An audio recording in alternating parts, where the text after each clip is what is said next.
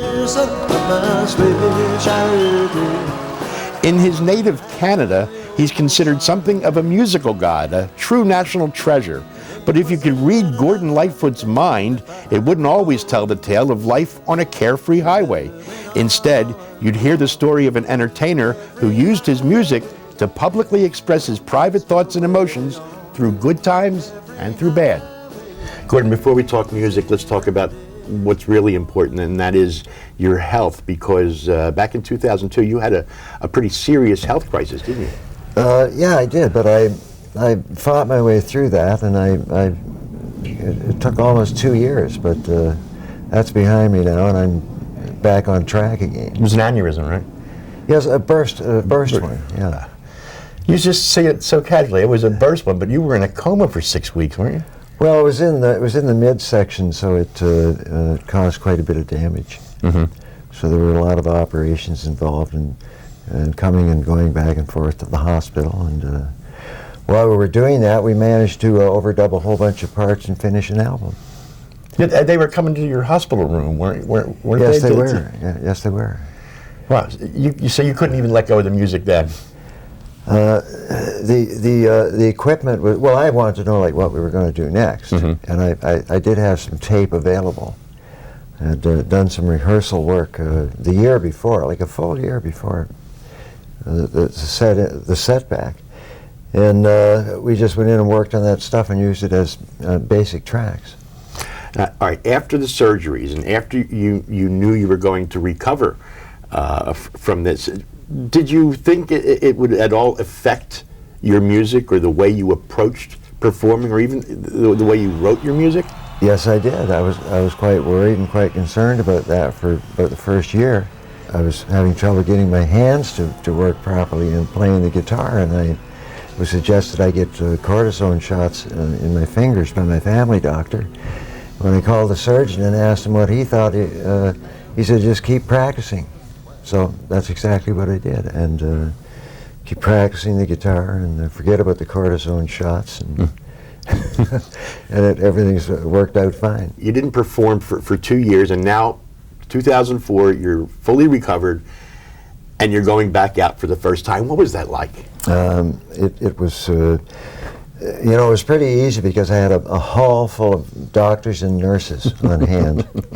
Because the first thing that we did was 2 concerts for the Health Foundation who served me through all this thing. Right. And it was done in the city of Hamilton, Ontario.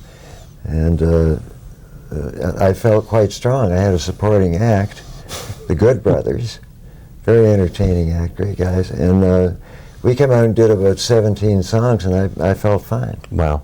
So it was like you never missed a step, even though you were away from it for a couple of years. Well, I didn't stop working on the guitar, and there were some good residual effects from that too, because while I was doing that, I got my intonation where I want it to be. Mm-hmm. There's always been it's a very subtle thing in the tuning of the instruments, as you can well understand, and I really zeroed in on that for over several months. So the intonation is good, and everything is sounding just great now. And I have a great band, and we're doing great shows, and having a real nice time out there. The legend lives on from the trip on down of the big lake, big old get sugar man. The lake, it is said, never gives up the dead when the skies of November turn gloomy. But the Lord of mine, oh, 26,000 tons more. All right, we went back to 2002. Let's go a little bit further back to the night of November 10th, 1975. You were in Toronto. You were at home doing some writing. What happened that night that ended up affecting your life and the lives of 29 families? It was a windy night in Toronto itself. So up on Lake Superior, it was probably pretty windy that mm-hmm. night too, but probably more than usual. Mm-hmm. And I had noted through the evening I was working on some material in the kitchen. I had the TV on, and I followed the news channels, of course, and they came on at 11 o'clock, said a ship had sunk up on Lake Superior. And I could almost feel it. You didn't know at that point it was the Edmund Fitzgerald. All they knew was that a ship went down? Yeah, and I could hear the wind blowing outside the window. And it happened in the city of Toronto, which is many miles. It's hundreds of miles away from where the boat went down. I wonder what it must have been like up there tonight, I thought to myself. And I was working on a song and a chord progression, a melody and a chord progression, and I didn't really know where it was going to go, and all of a sudden it all clicked into place. The wind and the wires made a tattletale sound, and a wave broke over the river. And every man knew as the captain did too, 'twas the witch of November come stealing. Well, it's a very haunting melody, and it's one that you had written before you knew of the sinking. That melody was already in your head? Well, not the water riff that the steel player and the guitar player came up with, but I had to get some newspaper articles on it later. I really didn't start it for a couple of weeks to get it in chronological order, because I knew that people would be hearing this song, and I better be correct about it if it was going to be a true story. I've tried to do songs like that in the past that didn't really pan out, and it left some loose ends and some people up for grabs because they made mistakes or something like that. Like a historical type of song? Yeah, like the Ballad of the Yarmouth Castle. So this time I said I better get it right or I'm going to embarrass some families. Well, you even got your hands on the Coast Guard reports when you were researching that, didn't you? I got everything that there was to get. It just came to me. I didn't have to ask for it. It just came to me. And yet there was still conjecture in the song, because they still really don't know definitively what caused that ship to go down. You have the one lyric is, at 7 p.m. the main hatchway caved in.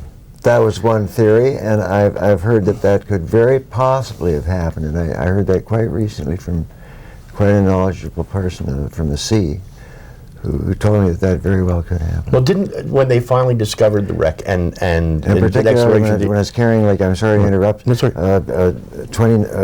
26,000 tons of, let me see, 26,000 tons more of taconite, of iron ore. So she might have been carrying too much? It wouldn't take much water. Yeah. Gordon, did you have any idea that song was going to become the hit that it did? And a follow-up to that would be, when you wrote the song, before you released it, was there any concern that people might think you were capitalizing on that kind of a disaster? No, because I knew that it was as true and honest an account as I could give. So I was not worried about anything. Well, you keep the legacy of the Edmund Fitzgerald alive with a scholarship fund, don't you? Yes, I do.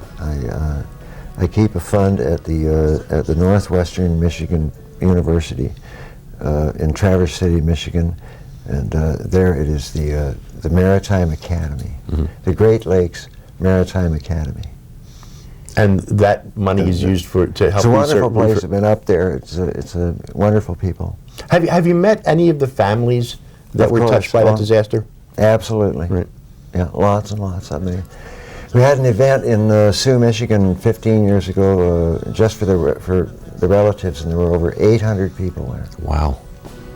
The legend lives on from the Chippewa down on the big lake they call it Sugar Bay.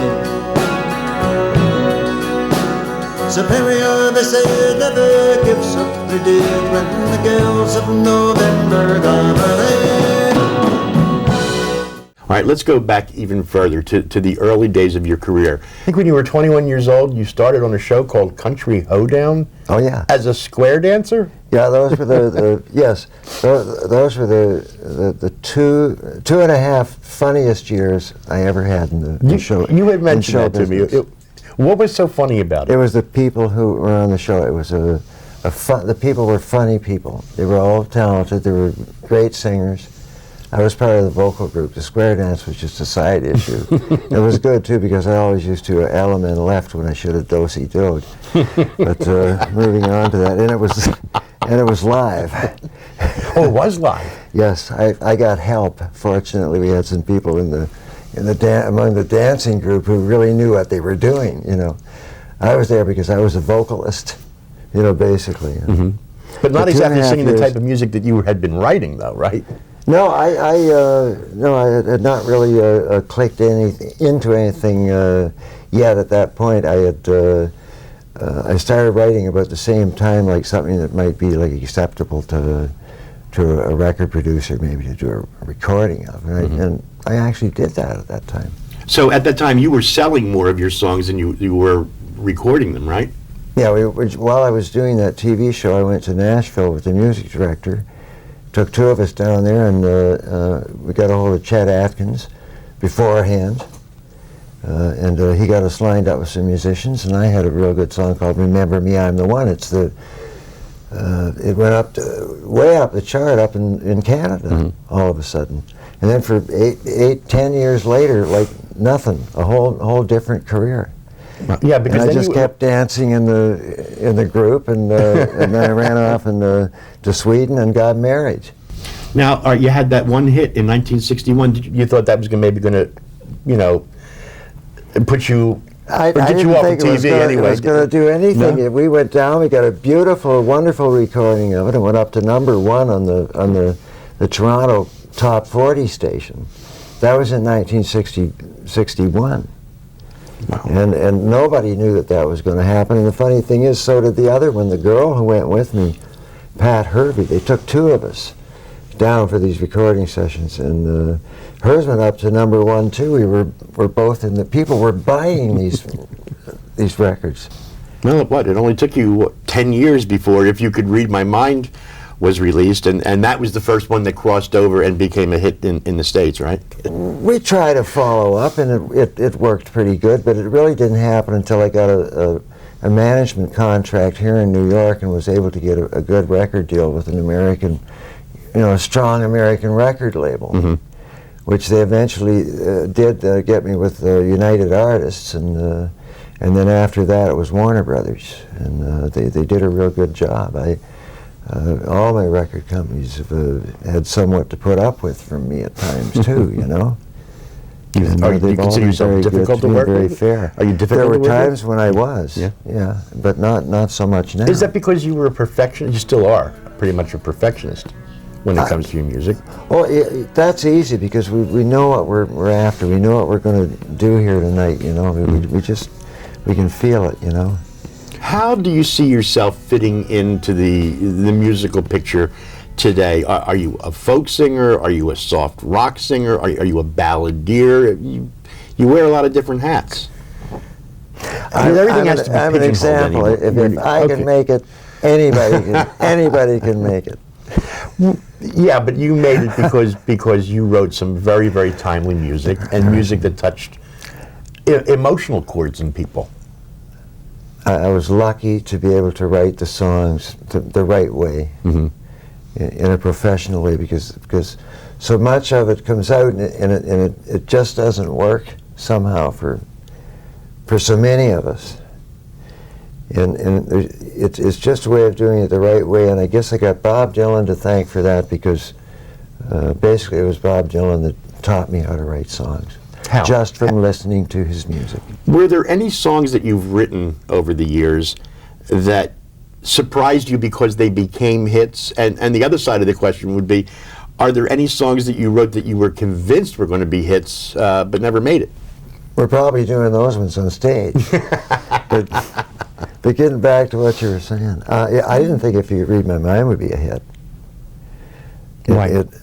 I didn't like the performance, as I said earlier in the interview, but somebody at the promotion company and Warner Brothers said, hey, let's check this one out. So they took it out, and there it was. The album had been out for 8 months, and it was doing fine. It was the numbers were up from my departure from United Artists. I was doing great on album sales. I mean, I was getting all kinds of cover recordings by other artists, including Peter, Paul and Mary, and Elvis Presley, and a few others. I know a lot of your songs have been covered by a lot of artists over the years, and you mentioned a few, but the one song that I think has only been covered twice is the one song, again, that is singularly identified with you, and that's Edmund Fitzgerald. Yeah, there was Tony Rice, and a rock band, and I can't think of who they are right now. I'm surprised that anyone would even try and cover that. Well, you know, it's kind of a strange one to play. It really has got a very strange movement to it. It's hard to duplicate. It's just the way the movement happens between the guitars. You know, it's difficult to get the sound, and then there's the sound of the water too. You know, which is hard to get. Gordon, I could sit here and talk to you all night, but we'll run out of tape, you'll run out of time, and I know you've got a show to rehearse for. I want to thank you so much for spending a few minutes with us. All right, David. Really appreciate it. I appreciate it very much. Continued success and good health, too. They slip away on you. Every highway we've seen better days, the morning afterwards, from my head down to my shoes. Every highway may slip away on you.